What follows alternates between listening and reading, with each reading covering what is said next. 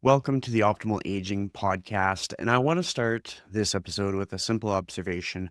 Your first observation might be that this is not Jay Croft. Who is this? Well, to answer that, my name is Chris Liddle.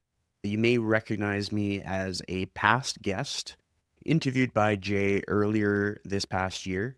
And I also have had the privilege to help him with his podcast, the Optimal Aging Podcast.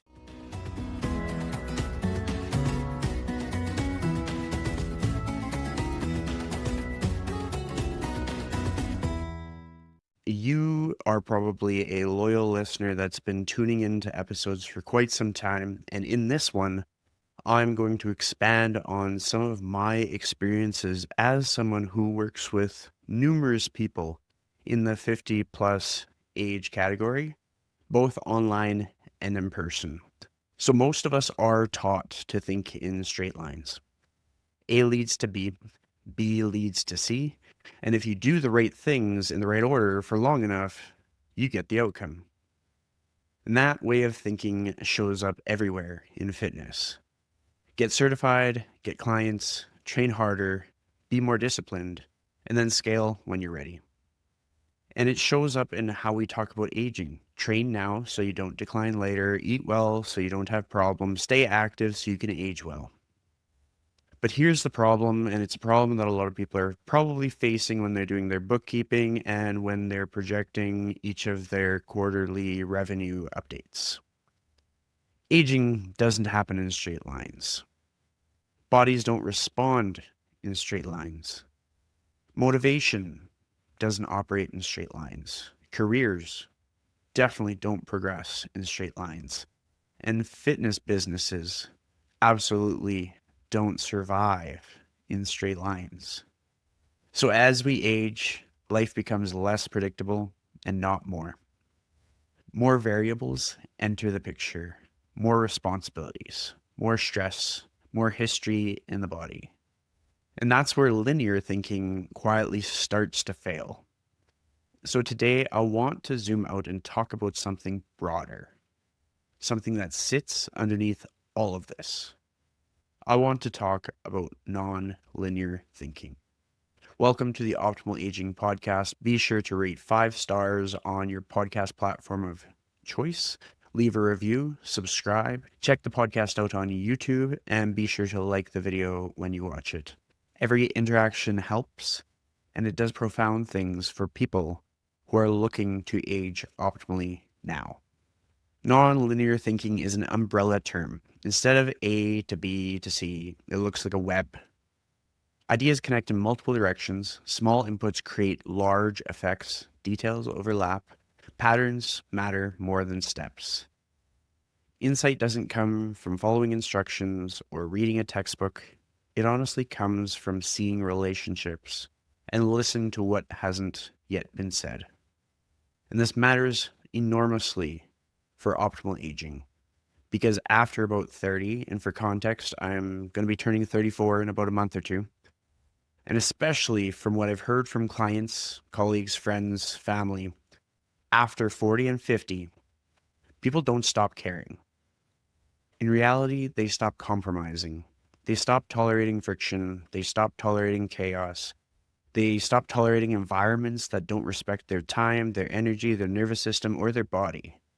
When you're younger, in your mid-20s, you tolerate a lot.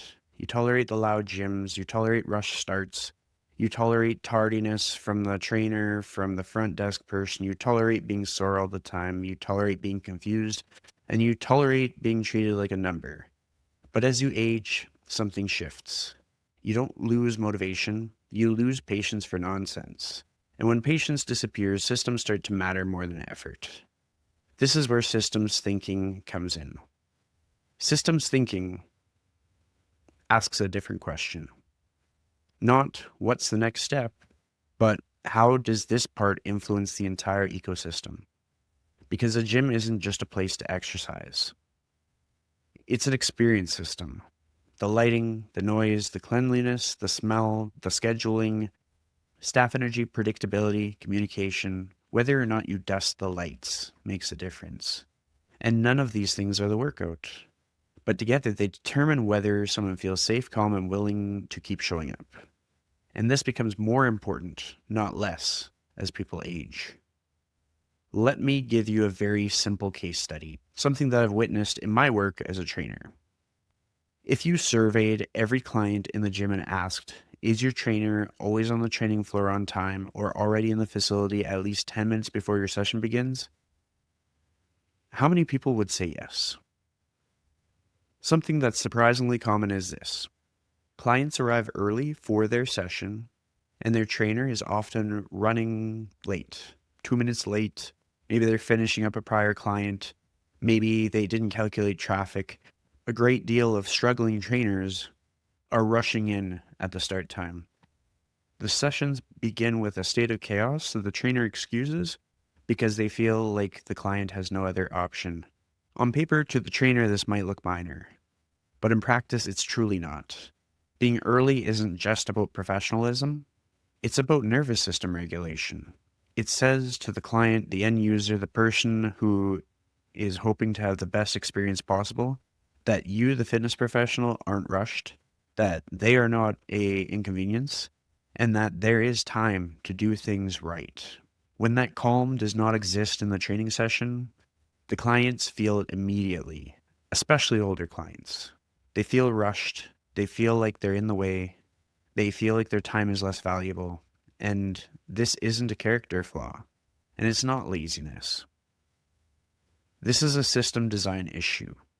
If your schedule is so back to back that it requires you to sprint between sessions, the system is broken, not the person.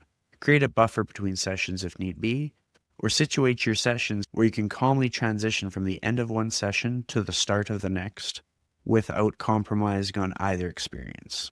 Now, here's a key insight worth writing down. Older clients don't adapt to broken systems. They leave them quietly.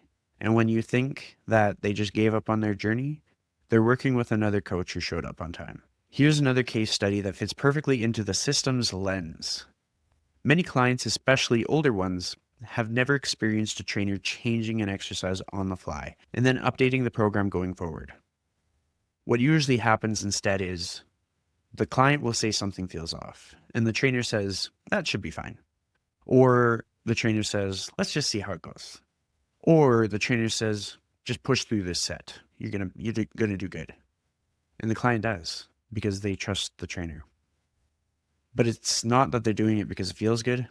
It's because friction makes them feel uncomfortable, and they haven't had a chance to advocate for themselves yet in their fitness journey. So what happens when the coach provides that opportunity for that client? You see, the thing is that what that client learns in that moment isn't about biomechanics. What they're learning and what's implied is that their discomfort isn't relevant, that the program is fixed, it's static, it's not dynamic, and that they have to adapt to it, not the other way around. And for an aging client, adaptability is competence. So if we flip the script and the trainer says, hey, let's change that, no big deal. And you know what? We're not coming back to it. To the client, that signals listening, safety, and long-term thinking. Clients don't leave because something hurt once. They leave because nothing has changed. Again, it's not a problem of motivation, and it's not a problem of how you're marketing your new session promotion. It's a systems problem. Let's zoom out even further. We're going to talk about holistic thinking. And holistic thinking means seeing the whole picture instead of reducing everything to isolated parts. So we're going to see bodies, environment, communication, stress, money, trust. And all of it interacts. It overlaps throughout each and every one of your interactions with your individual human beings. This is why older clients care about things that younger clients often overlook. The dust on the walls, the clean bathrooms, the Kleenex and towels, a place to sit, clear signage, wiped equipment, a predictable flow of fellow clients, people to meet, people to connect with, so that you know that you're not going to a business that's on the brink of shutting down. All of these things aren't bougie or luxury, they're signals. They say this place is thoughtful, this place is safe, and this place respects me. Not only that, but it also signals this place isn't going to go bankrupt next week. And once people pass a certain age, they stop compromising on these details because they've been around the block a few times. If something doesn't meet this demographic standards, they will leave. And this same nonlinear, holistic lens applies to money as well. Most fitness professionals are taught to think linearly about income. I train, I get paid. That's it, but that's fragile. One injury, one bad month, one life event, and suddenly the entire system is under pressure. This is where lateral thinking becomes critical. Lateral thinking means deliberately stepping outside of the obvious path, and instead of asking, how do I train more hours, you ask, how else could value move through this system? This is where things like media kits, ethical brand partnerships, cross-promotion, user-generated content, education, writing, and speaking come into play. Not as a sellout, not as compromising values, but as stability mechanisms. And to give you some context as to what I mean about media kits are what you would present to an advertiser with the analytics of your listens, your views on a podcast, or your reach on a social media platform to make a case of value for them to agree to a paid collaboration with you. And so an ethical partnership via a media kit, or even an ethical brand partnership that is otherwise known as user-generated content, where you're producing something promoting another person's brand in exchange for money, could be as simple as endorsing a specific brand of dumbbells.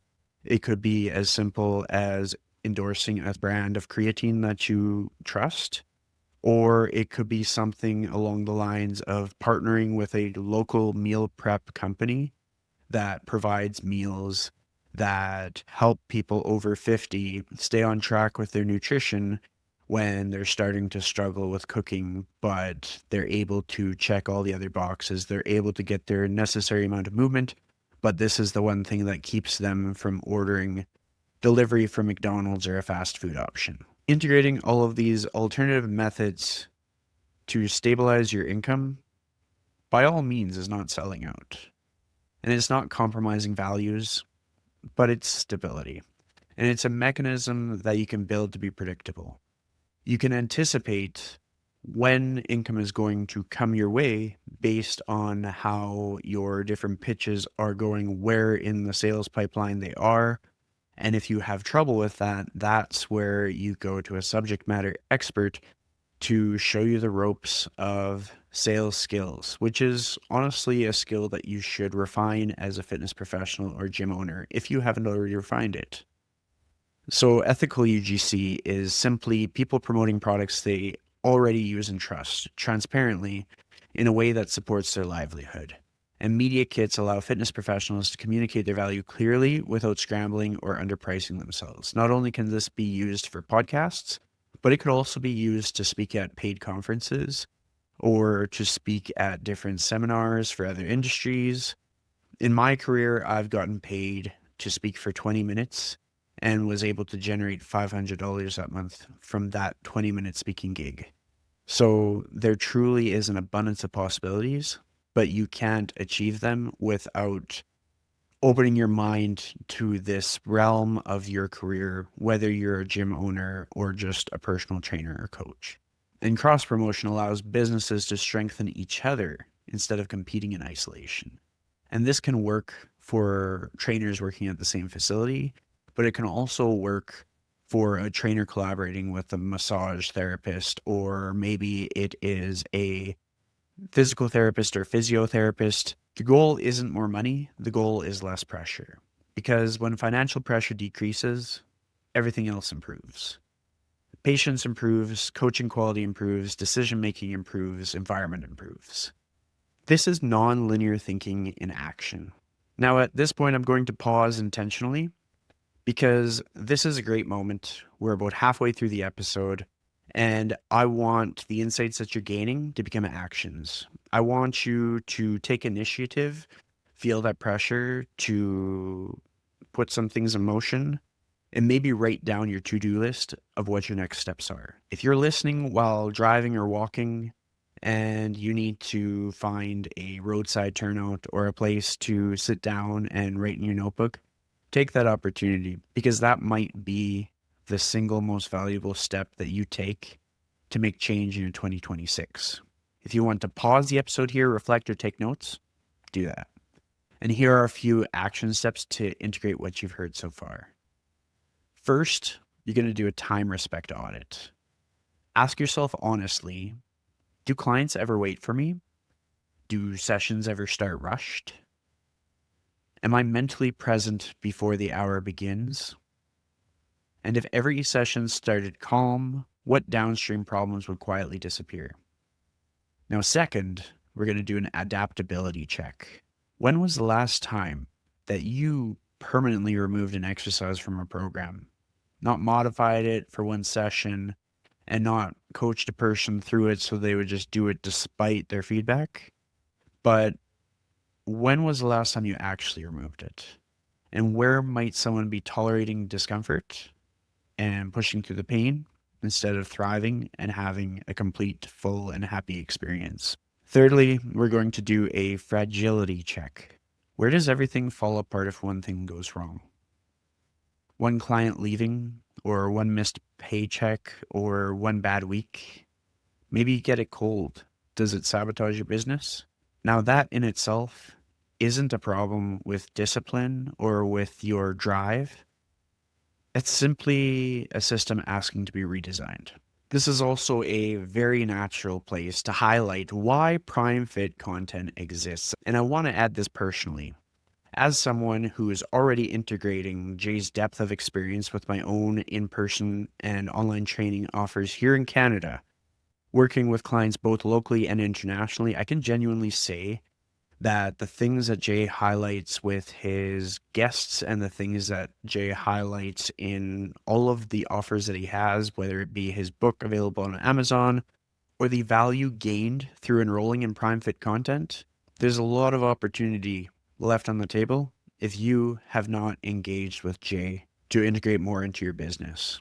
And that's also why I want to specifically highlight why Jay Croft's book, Selling Longevity, is such a powerful asset for your 2026 client acquisition plan, and why this podcast itself is one of the most underrated free resources available when it comes to making the thinking shifts required to keep growing year after year. If you don't have a plan, you likely don't have a profitable business.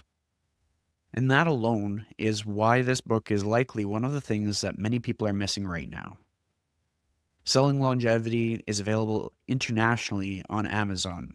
Just search for Jay Croft at Amazon.com. Education, communication, and clarity aren't just marketing jargon designed to sell you things, it's infrastructure. These elements help fitness professionals and aspiring fitness entrepreneurs like you and I to articulate value. They help businesses align expectations, and they help clients understand why decisions are being made. And they reduce the friction across the entire system. When content messaging and standards are clear in the ways that they would be through Prime Fit content, everything else becomes easier. So if you are thinking about fitness as a long game for yourself or for the people you serve, Prime Fit content is a resource worth spending real time with. And again, as I've said moments ago, if you want to pause here, come back to the episode in a day or two, reflect and take notes, do that. The rest of the episode will be waiting for you after this short and sweet message from Jay. Hey, are you a fitness professional trying to grow your business with people over 50? If you are, then you need to know how to communicate with them, how to market to them, and how to get them to trust you with their fitness, well-being, and money. We're talking about millions of people who are a little older than the typical market that the fitness industry usually pursues. They have more money, more time, and better motivation to make the best long-term fitness consumers you'll find anywhere. If you're not focusing on them, you should be. Prime Fit Content is the only content marketing company designed specifically to help you engage people in this group and to help you distinguish yourself from competitors in your community. It's effective, affordable, and super easy to use. Check it out at primefitcontent.com. That's prime, like prime of your life, fitcontent.com. Back to the show. Now let's bring this back together with one more system example that ties everything we've discussed into a single loop: nutrition. Because many gyms focus exclusively on training, and nutrition becomes avoided, or oversimplified, or outsourced mentally. But there's a massive, massive opportunity. Bringing in a highly qualified, highly educated, registered dietitian for guest presentations, educational talks, Q&A sessions, and workshops. This isn't to replace coaching or to cannibalize any of the nutrition adjacent offers you may have, such as just general coaching, but this is to enhance the ecosystem and to help people understand that you are hosting a one-stop shop that will solve all of their problems, no matter how nuanced or complicated they may get down the road. And furthermore, this creates better health markers, better recovery, better body composition, and better understanding. And yes, better visible results. Everybody that I talk to and everybody who's ever been on this podcast wants to be happy. But we also want to look good, even if we don't say it explicitly because we're trying not to upset anyone. When clients see results they recognize in the mirror, retention takes care of itself. This is systems thinking, this is holistic thinking, this is lateral thinking. You're not crossing scope, you're building trust, you're building referrals, and you're building outcomes. Finally, this is where divergent thinking comes in. Divergent thinking means generating multiple paths instead of committing to a single fragile one. There isn't one way to coach well, age well, run a gym, or build a career. There are many, but they all share something in common. They all rely on standards and not heroic actions. Being early, listening, adapting, collaborating, designing calm, and reducing that pressure. Non-linear thinking doesn't create chaos. It creates options. And options are what keep people training, coaching, and thriving for longer. So as we bring this episode to a close, and I want to thank Jay again for giving me this opportunity to guest host for him, I want to leave you with this. Optimal aging isn't built on one professional exhibiting main character energy and expecting everyone they serve to follow suit. It's built on quiet systems that compound over time, much like being frugal and saving your pocket change. So if you fix just one system that we talked about today, just one of the systems, which of those would create the biggest ripple effect for your business 6 months from now? Because when the system works, the effort and the dedication finally gets to matter. And that's what makes clients feel good. That's what makes a business thrive. That's what brings in new leads. And that's what's going to help your business. Thanks for tuning in, and we can both look forward to Jay returning for your next episode.